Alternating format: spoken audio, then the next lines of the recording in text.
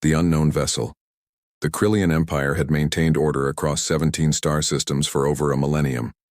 Their navy was the most feared force in the known galaxy, with ships that could glass entire planets and weapons that bent the laws of physics themselves. No one challenged them anymore, no one dared. Commander Thyrix stood on the command deck of the Eternal Supremacy, the flagship of the Third Imperial Fleet. His forearms moved in perfect synchronization as he reviewed the daily patrol reports. The Krillians were an imposing species, standing 3 meters tall with crystalline skin that reflected light in prismatic patterns. Their multiple eyes could see across 12 different spectrums, and their minds processed information at speeds that would overwhelm most other species. The bridge hummed with activity as dozens of officers monitored their assigned sectors. The Third Fleet consisted of 47 warships, each one capable of reducing a moon to rubble. They had been patrolling the Outer Rim territories for 6 standard months, without incident. Most civilizations knew better than to venture into Krillian space without proper authorization and registration. Lieutenant Corvin, the fleet's senior detection officer, suddenly straightened at his station. His crystalline skin flickered with patterns of orange and yellow, signaling confusion and concern. He ran the scan 3 more times before reporting to his commander. The readings were consistent but impossible. There was a ship out there, roughly 15,000 kilometers from their position, but it wasn't in any of their databases. Every vessel that traveled through civilized space was required to be registered with the Galactic Registry. The registry contained detailed information about every known ship from every known species. Pirates, merchants, explorers, military vessels, all were cataloged and tracked. An unregistered ship was not just unusual, it was unprecedented. In modern times, Commander Thyrix moved to the detection station with fluid grace. His primary eyes focused on the sensor data, while his secondary eyes continued monitoring the bridge. The ship was real, that much was certain. It was approximately 200 meters in length, with an unusual energy signature that didn't match any known propulsion system. Most disturbing of all, it was broadcasting no identification codes, no registry numbers, nothing that would indicate its origin or purpose. The commander's skin shifted to deep purple, a sign of his growing irritation. Someone was violating Imperial law, and they would learn the price of such arrogance. He ordered the fleet to adjust course and intercept the unknown vessel.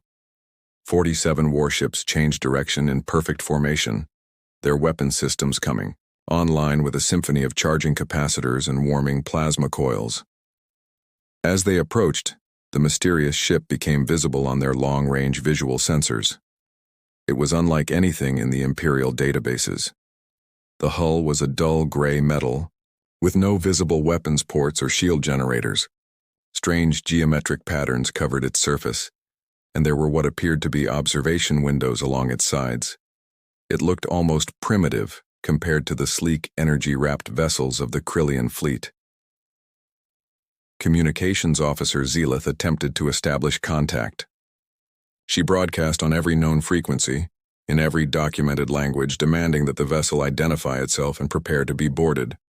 For long moments, there was only silence. Then, surprisingly, a response came through in perfect Krillian, standard though with an accent she had never heard before. The voice was calm and measured, clearly organic rather than synthetic. It identified the speaker as Captain Marcus Chen of the exploration vessel Prometheus, representing something called the United Earth Coalition. The captain explained that they were on a peaceful scientific mission, studying stellar phenomena in what they believed to be unclaimed space. They meant no disrespect to the Krillian Empire and would gladly depart if they had inadvertently violated any territorial boundaries. Commander Thyrix's response was swift and uncompromising. Ignorance of Imperial law was no excuse for breaking it. The humans, as they called themselves, would surrender their vessel immediately for inspection and processing. Their ship would be impounded, their technology catalogued, and their crew would face Imperial justice for entering Krillian space without authorization. Captain Chen's reply was polite but firm. While they respected the Krillian Empire's sovereignty, they could not surrender their vessel or crew without first consulting with their government. They requested safe passage to leave Krillian space and promised to initiate proper diplomatic channels for future interactions. The commander's skin flashed bright red, the Krillian display of rage. No one negotiated with the Empire. No one refused Imperial commands. He ordered his weapons officers to fire a warning shot across the human vessel's bow, a plasma bolt that would demonstrate the futility of resistance. The Eternal Supremacy's main gun discharged with enough force to shake the massive warship. A sphere of superheated plasma, capable of punching through 3 meters of reinforced battle armor, streaked through space toward the human ship. What happened next would be remembered as the moment everything changed. The plasma bolt simply vanished. There was no explosion, no deflection, no visible shield interaction. The deadly projectile just ceased to exist approximately 50 meters from the Prometheus's hull. The bridge of the Eternal Supremacy fell silent as every officer stared at their instruments in disbelief. Tactical Officer Vrex ran every diagnostic available. The weapons system had functioned perfectly. The plasma bolt had been properly formed and launched, but somehow, impossibly, it had been completely neutralized by technology that didn't appear to exist. The human ship showed no energy spikes, no shield signatures, nothing that would explain what had just occurred. Commander Thyrix ordered a full barrage. If one shot could be stopped, perhaps 100 could not. Every ship in the Third Fleet opened fire simultaneously. Plasma bolts, antimatter torpedoes, gravitic mines, and coherent energy beams filled space with enough destructive power to crack a small moon. The light from the barrage was so intense that the fleet's visual sensors had to automatically dim to prevent damage. When the firestorm cleared, the Prometheus remained exactly where it had been, completely unharmed. Not a single weapon had reached its hull. Every attack had simply vanished at that same 50-meter boundary. The human ship hadn't even moved to evade. It had simply existed in defiance of everything the Krillians knew about warfare and physics. "Captain," Chen's voice came through the communication system again. Still calm but now carrying a note of disappointment. He expressed regret that the Krillians had chosen violence and warned that while humanity preferred peace, they were fully capable of defending themselves. He offered one final opportunity for the Imperial fleet to withdraw and allow the Prometheus to leave peacefully. Commander Thyrix's rage had transformed into something else entirely: fear. But fear was not something a Krillian commander could show. His species had built their empire on the principle of absolute superiority. To show weakness now would undermine everything they stood for. He ordered his fleet to prepare for close quarters combat. If their range weapons were ineffective, they would board the human vessel and take it by force. The Third Fleet began to close distance, their formations tight and disciplined. They had covered half the distance when space itself seemed to ripple around the Prometheus. The human ship's dull gray hull suddenly came alive with flowing patterns of blue light. The geometric markings that had seemed decorative now pulsed, with energy that made the Krillian sensors scream warnings. Every ship in the Imperial fleet suddenly lost primary power. Engines died, weapons went offline, life support switched to emergency backups. 47 of the most advanced warships in the galaxy were reduced to drifting hulks in the span of 3 seconds. Emergency lighting cast eerie shadows across bridge crews who had never experienced such complete helplessness. The Prometheus began to move, not with the brutal thrust of conventional engines, but with a smooth, almost organic motion that defied inertial physics. It glided between the helpless Krillian ships like a predator swimming through a school of paralyzed fish. As it passed each vessel, the ship's power systems came back online, but their weapons remained stubbornly inactive. Captain Chen's final message was broadcast to every ship in the fleet simultaneously. He explained that humanity had been traveling the stars far longer than the Krillians might imagine. They had learned to hide their presence, to observe without interfering, to grow and develop in the spaces between known civilizations. Earth's children had spread across the galaxy in ships that existed outside normal space, in dimensions that other species couldn't perceive. The Prometheus, he revealed, was not a new ship. It was ancient by human standards, over 300 years old, maintained and upgraded by generations of explorers. It was one of thousands of human vessels scattered across the galaxy, each one equipped with defensive systems that had been perfected over centuries of quiet observation and careful development. Captain Chen's final message was broadcast to every ship in the fleet simultaneously. He explained that humanity had been traveling the stars far longer than the Krillians might imagine. They had learned to hide their presence, to observe without interfering, to grow and develop in the spaces between known civilizations. Earth's children had spread across the galaxy in ships that existed outside normal space, in dimensions that other species couldn't perceive. The Prometheus, he revealed, was not a new ship. It was ancient by human standards, over 300 years old. Maintained and upgraded by generations of explorers, it was one of thousands of human vessels scattered across the galaxy, each one equipped with defensive systems that had been perfected over centuries of quiet observation and careful development. Humanity had watched the rise and fall of dozens of empires like the Krillians. They had seen species consumed by their own aggression, destroyed by their inability to coexist peacefully.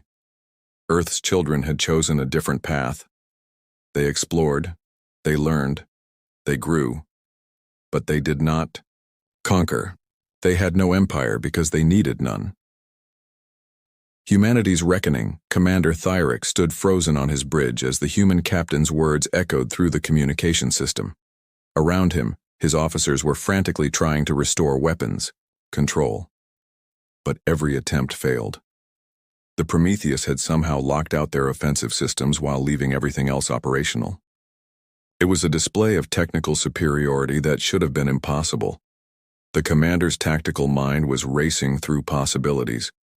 If what the human claimed was true, if there really were thousands of these vessels scattered across the galaxy, then the entire balance of power had been an illusion. The Krillian Empire, the Zalathi Confederacy, the Vorthan hegemony, all the major powers had been living in ignorance of humanity's true capabilities. On the bridge of the Prometheus, Captain Marcus Chen watched the Krillian fleet with a mixture of sadness and determination. He had hoped to avoid this confrontation, but experience had taught him that some species only respected strength. His crew of 32 humans worked quietly at their stations, each one a specialist in their field, each one descended from the pioneers who had first ventured into deep space centuries ago. His first officer, Commander Sarah Martinez, stood beside him, her dark eyes focused on the tactical display. She had been born on the Prometheus, as had her parents before her. The ship was her world, and she knew every circuit, every conduit, every capability it possessed. She also knew that what they were doing now would have consequences that rippled across the galaxy. The chief engineer, an elderly man named Dmitri Volkov, monitored the null field generators that protected them from the Krillian weapons. The technology was based on principles that humanity had discovered in the early days of their expansion, when they had encountered remnants of civilizations far older than any currently existing. They had learned from these ancient ruins, adapted the technology, improved upon it. The communications officer, Lieutenant James Wong, was monitoring thousands of frequencies simultaneously. He could hear the panic spreading through the Krillian fleet, the desperate attempts to contact their high command, the growing realization that they were facing something beyond their understanding. He felt sympathy for them. Humanity had once been in their position, believing themselves masters of their domain until they discovered how vast and strange the universe truly was. Captain Chen made a decision. He ordered his crew to initiate Protocol 7. It was time to show the Krillians, and through them the rest of the galaxy, what humanity had become. The Prometheus began to broadcast a signal that hadn't been used in over 50 years, a call that would reach every human vessel within 100 light-years. One by one they began to appear. Ships materialized from seemingly empty space, dropping out of dimensions that the Krillian sensors couldn't detect.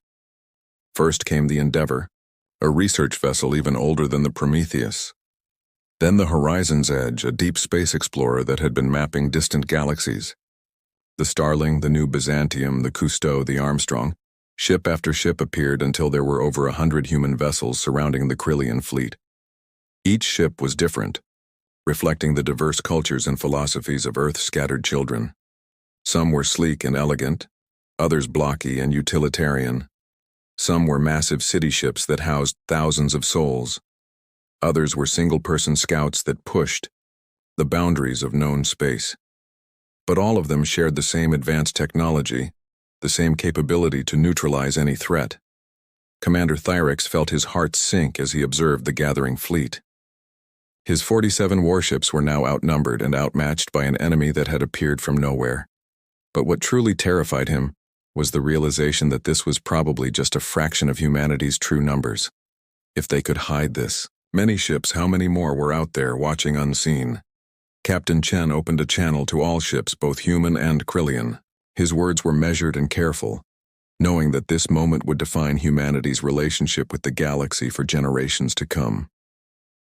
He spoke of Earth's history, of the wars and conflicts that had nearly destroyed their homeworld. He told of the moment when humanity had finally united, not under a single government but under a shared vision of exploration and discovery. He explained how humanity had developed their stealth technology not for military advantage, but for protection. They had learned from observing other species that first contact often led to conflict, that fear and misunderstanding could destroy civilizations. So they had chosen to remain hidden, to learn and grow in secret while helping where they could, without revealing themselves.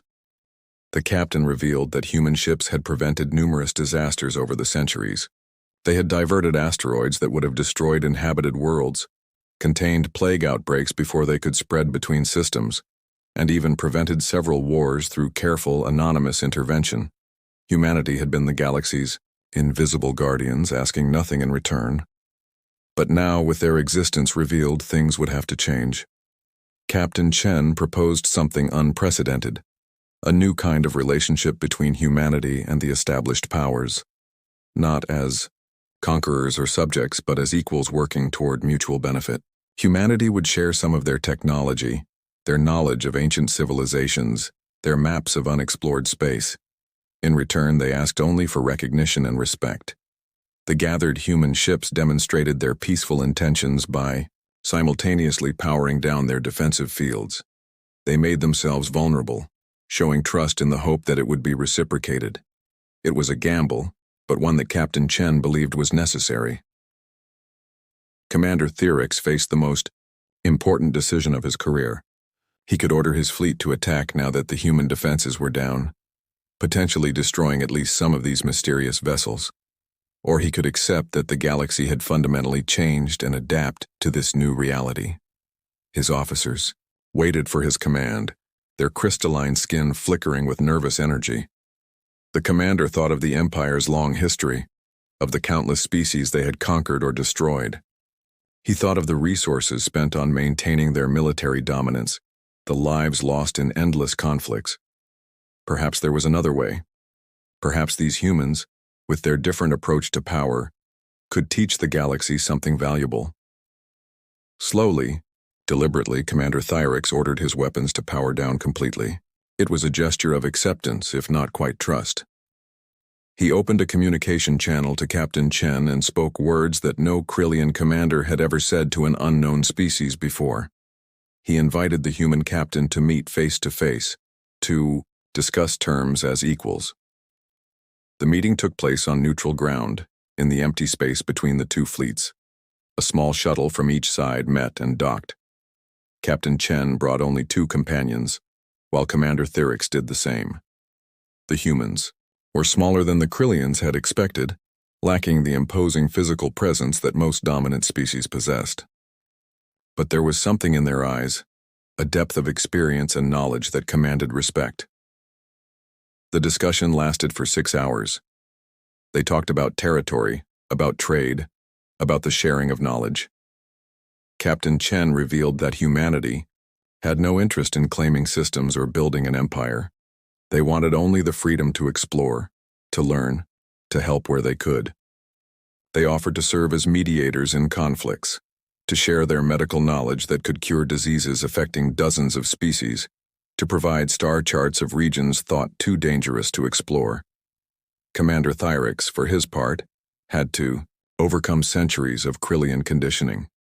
His species had always believed that power came from strength, that respect was earned through fear. But these humans had shown power without aggression, strength without domination. It was a paradigm, shift that would take time to fully accept. Commander Thyrix faced the most important decision of his career. He could order his fleet to attack now that the human defenses were down, potentially destroying at least some of these mysterious vessels. Or he could accept that the galaxy had fundamentally changed and adapt to this new reality. His officers waited for his command, their crystalline skin flickering with nervous energy. The commander thought of the Empire's long history, of the countless species they had conquered or destroyed. He thought of the resources spent on maintaining their military dominance, the lives lost in endless conflicts. Perhaps there was another way. Perhaps these humans, with their different approach to power, could teach the galaxy something valuable. Slowly, deliberately, Commander Thyrix ordered his weapons to power down completely. It was a gesture of acceptance, if not quite trust. He opened a communication channel to Captain Chen and spoke words that no Krillian commander had ever said to an unknown species before. He invited the human captain to meet face to face, to discuss terms as equals. The meeting took place on neutral ground, in the empty space between the two fleets. A small shuttle from each side met and docked. Captain Chen brought only 2 companions, while Commander Thyrix did the same. The humans were smaller than the Krillians had expected, lacking the imposing physical presence that most dominant species possessed. But there was something in their eyes, a depth of experience and knowledge that commanded respect. The discussion lasted for 6 hours. They talked about territory, about trade, about the sharing of knowledge. Captain Chen revealed that humanity had no interest in claiming systems or building an empire. They wanted only the freedom to explore, to learn, to help where they could. They offered to serve as mediators in conflicts, to share their medical knowledge that could cure diseases affecting dozens of species, to provide star charts of regions thought too dangerous to explore. Commander Thyrix, for his part, had to overcome centuries of Krillian conditioning. His species had always believed that power came from strength, that respect was earned through fear. But these humans had shown power without aggression, strength without domination. It was a paradigm shift that would take time to fully accept.